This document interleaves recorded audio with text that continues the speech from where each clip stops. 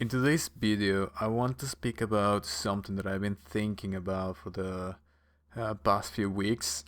I want to make a bit of a parenthesis in the outline, as I've done before, mainly when looking at some of the scientific theories. I'm going to be doing these parentheses all throughout the outline because at the end there is a purpose to the outline, and in order to reach that purpose we have to go deeper into certain topics. I'll be doing mainly I'll be doing this mainly for scientific theories to review their implications and some of the details that we need to break down, and I'll be doing this in terms of philosophical questions that have been plaguing us for so long. And today I believe we have some newer tools to start answering some of the questions that philosophy has been posing upon us for a long time now. A lot of people in the new scientific movement, they think that philosophy is dead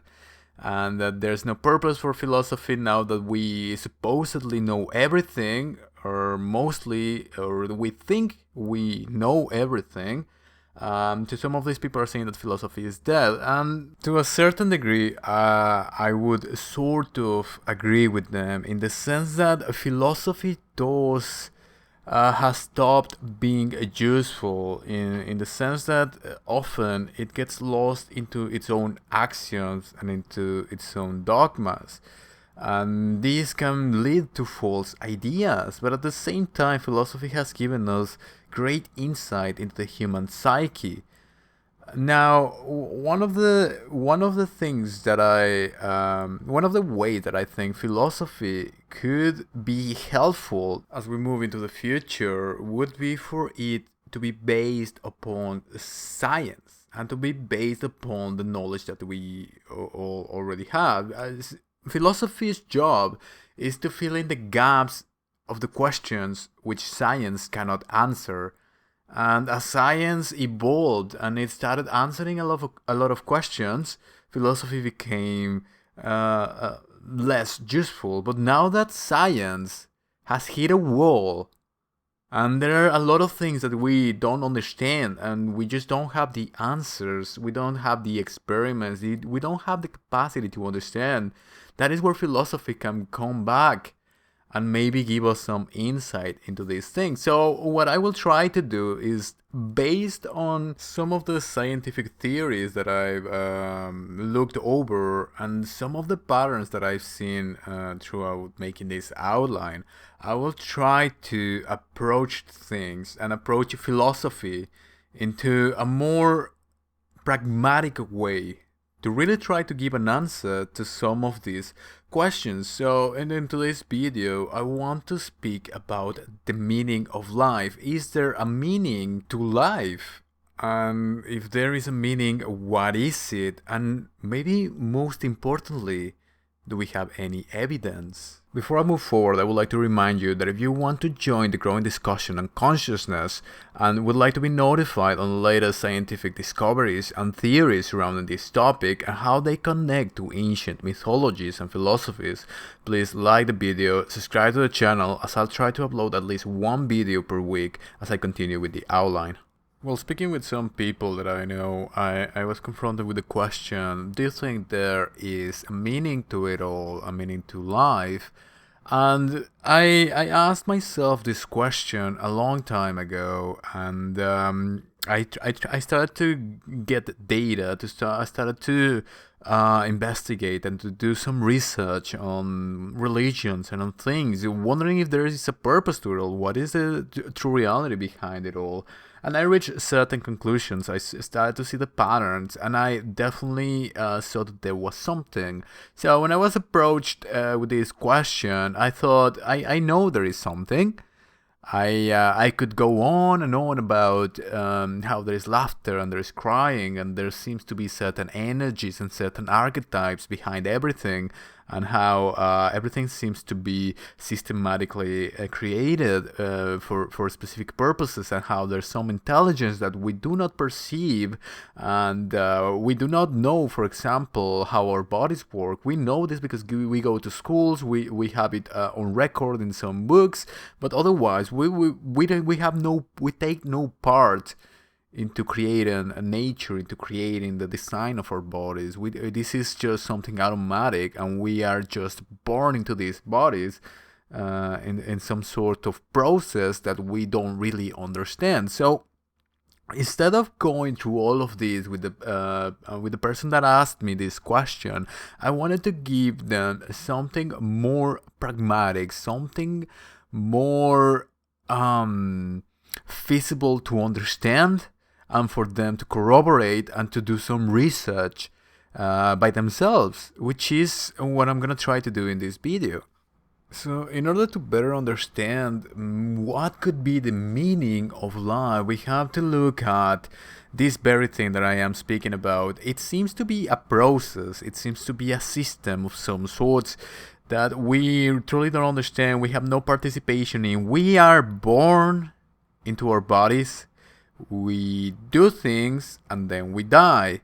Now, in the process of these quote-unquote doing things, what are we doing with our lives? That is where we have to put meaning into why do we do the things that we do.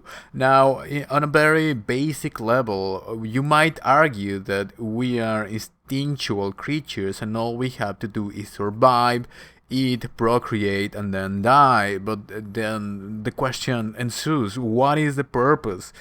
If we look at some of the other philosophical theories out there, of course, we have the ancient philosophy, which says that we are here to have as much pleasure as we can have, and then we just die. We have the more dogmatic narratives, more tied to Christianity, that feel and state that life is some sort of an obstacle, some sort of a challenge that we must overcome. We must overcome our natural sin in order to gain something, and this is this emphasis on sacrifice, emphasis on suffering in order to gain something. Of course, for many people, this has been an idea that has felt just plain wrong. It seems to go against human nature itself, and this is why there is a great countercurrent to Christianity nowadays, and this seems only natural. We have other theories. For example, the New Agers today, they have this idea that life is meant for us to experience things, to experience what we want to do, what we want to be, what we want to achieve in the world. And if we look at modernity, of our modern society, we can sort of arrive to this conclusion. When we think about what is the current purpose of life, we could argue that people are alive to get rich or die trying, as some say. They are alive to gain as much material objects, material wealth. They want to get as much fame as they can. They want to achieve something, whether it be a sport achievement, or an artistical achievement, a philosophical, intellectual achievement, something.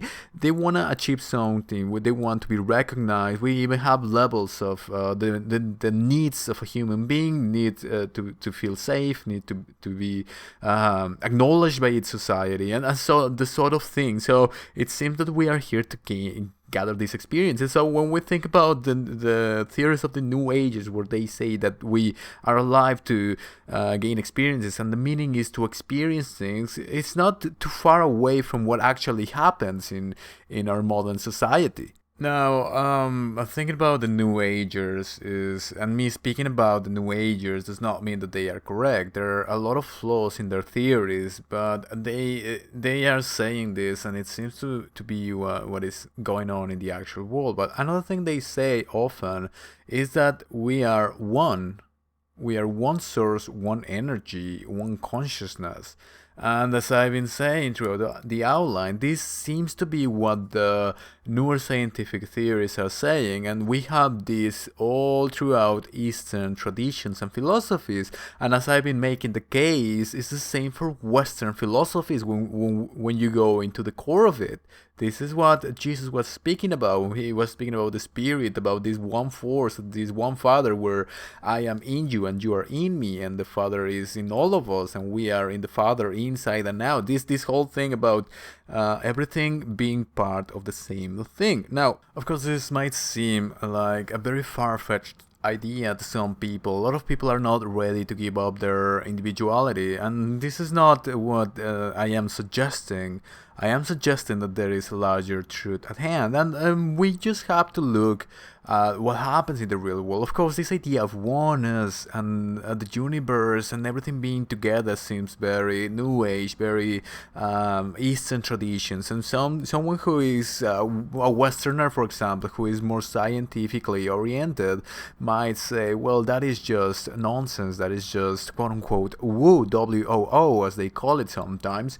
But we just have to look at what happens in society to sort of wonder what's truly going on. If we look at society today, we can see all these political push towards what is commonly known in politics as the left, as these social policies which aim for equality and aim for liberalism, for freedom, for stopping this exploitation of people, exploitation of human resources, of people having more opportunities to be happy in life. It comes down to that. A lot of people are, around 80% of the people on this planet are not satisfied with their working conditions, and the economy keeps growing more complicated, and it's a situation where we cannot keep going. So people are pushing towards these leftist, quote unquote, policies, which at the end are a sign of empathy. And at the same time, the counter force that is preventing all of this is the right, what is a more stoic, a more masculine force, which is trying to prevent all of this and sees the other one as an enemy. And if we look at this closely, we can see that the left and the right are more basic forces that we already understand. These are masculine and feminine principles, which are not strictly related to actual gender, but to more primordial forces. We can see this in Zoroastrianism, in different mythologies, in this fight of one versus the other. And at the core of it, we can see that this feminine force tries to unite and tries to worry about the other and tries to have everyone happy and tries to be nurturing and tries to be open to new ideas. And we can see the other force that worries more about itself. It worries more about this order, this stoic position that is adverse against everything else. So we can easily see how these forces truly manifest even in our very own politics that we have to this day. And it's very curious to see how everything is present, and all of this part from ancient philosophies and from some other theories that are starting to be coming out, as I've been saying. So it seems to be the case that there is a strong force guiding towards this unity, towards this idea that there is oneness somehow. But now all of this starts to become very esoteric, very subjective, and very quote unquote woo.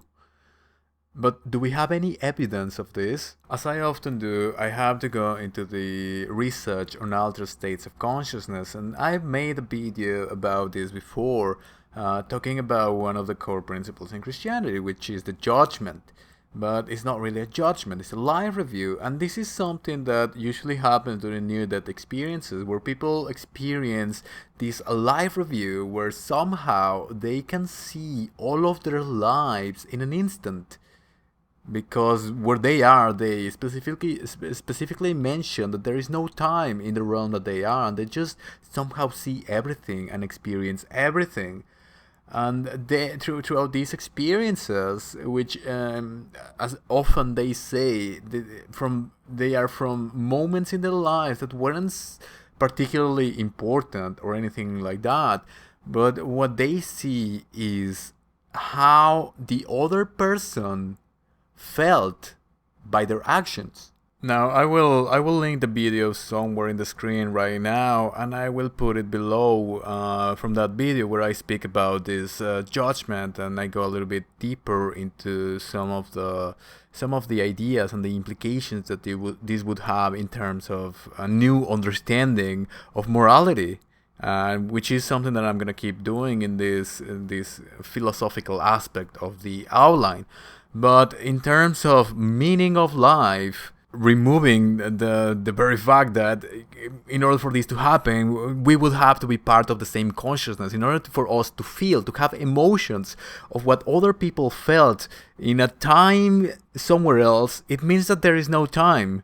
It means that we are all connected somehow, and that these experiences had a meaning. And we also have to go into the argument that I posed before. It seems to be a process of dying. There is a process of life. We are born into bodies, we do things, we die, and curiously, we have the idea that that's it.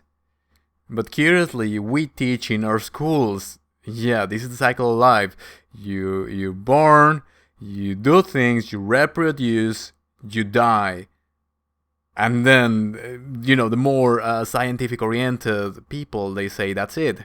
You either go into oblivion, or you put your brain into a cryogenic chamber, into a robot and artificial intelligence, which is some of the serious ideas that they are coming forward with, transferring because they think that consciousness is in the brain, so they want to transfer their brains into artificial intelligence.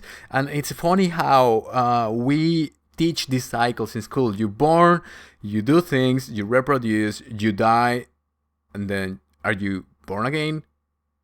Do you live again as the beings that you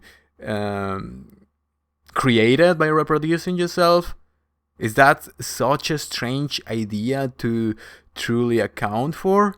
It just seems natural. If everything is a cycle, it just seems natural. We are not ready to accept this idea of reincarnation, but we are ready to pose some of other ideas that don't make so much sense. But in any case, we have this cycle of life, and now as we're starting to understand, we have a cycle of death. We are seeing what's beyond the veil, and this is, as I've been saying, this is a pattern that is reoccurring. People are seeing this life review over and over. Most near-death experiences have this life review in a specific way. So you can see you are born into a body that you did not design. You're born into a world that you did not design, and you seem to have a chance to do things. And then at the end of your life, you seem to have a life review where you have the chance to analyze those things that you did. Just studying this simple process can give you an idea of what the meaning of life might be. And of course, the people who come back from these experiences, they realize that this life review was not a judgment.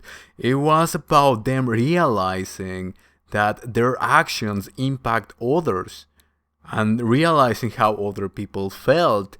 So, all of these religions and all of these New Age theories say that the goal is to love. And people coming back from near-death experiences, they say that some of the quote-unquote entities that they saw confronted them about why they didn't love more.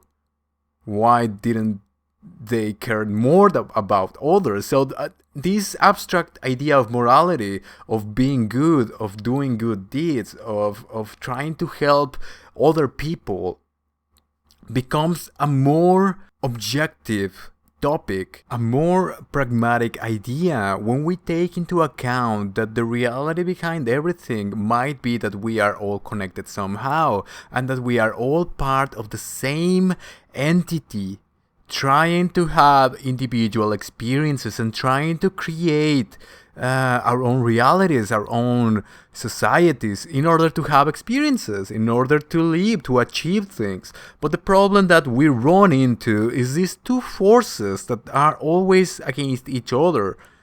This one of ego that tries to control, that tries to create chaos, and this other one of order, this one of beauty, of righteousness, of idealism, of, let's just call it, goodness, which seems to want to achieve harmony and to achieve something greater that we have ever thought of. And yes, as I've been saying, this has to become esoteric. This has to be less subjective. When we look at the world, isn't this what our societies have strived for from the very beginning?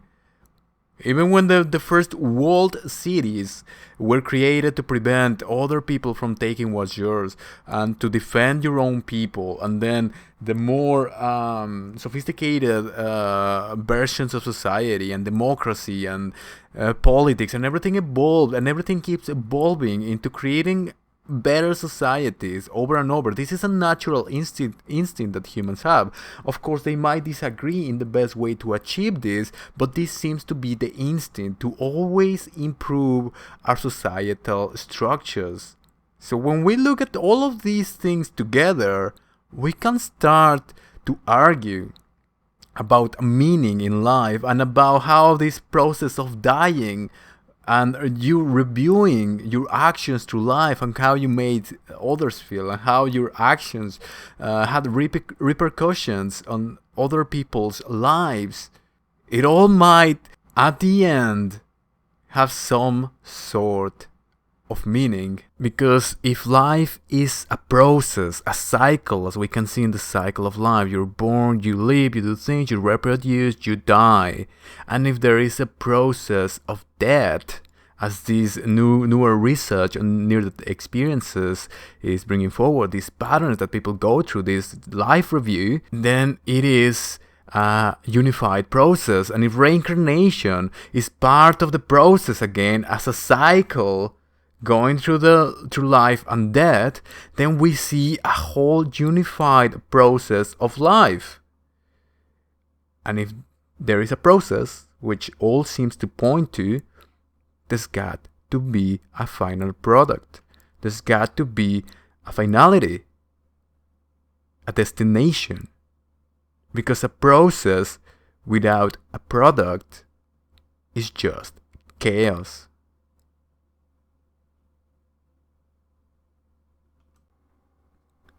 If you're on the path of finding the truth about reality and our purpose as humans on Earth, the information that I have to share concerns you. After a lifetime of research in philosophies ranging from Buddhism to the occult, I've encountered themes and patterns along some baffling information that is beginning to be seriously studied by science. Our Rational Divine Outline, The Ghost of Jesus, is the first iteration of this project, where I analyze the message of Jesus without dogmatism, fanaticism, or religious bias. You can find my work available on Amazon on the link below. If you find this work valuable, consider subscribing, sharing, and following me on social media, as it'll help others in the same path to find this information. Thank you for watching, and I'll see you next time.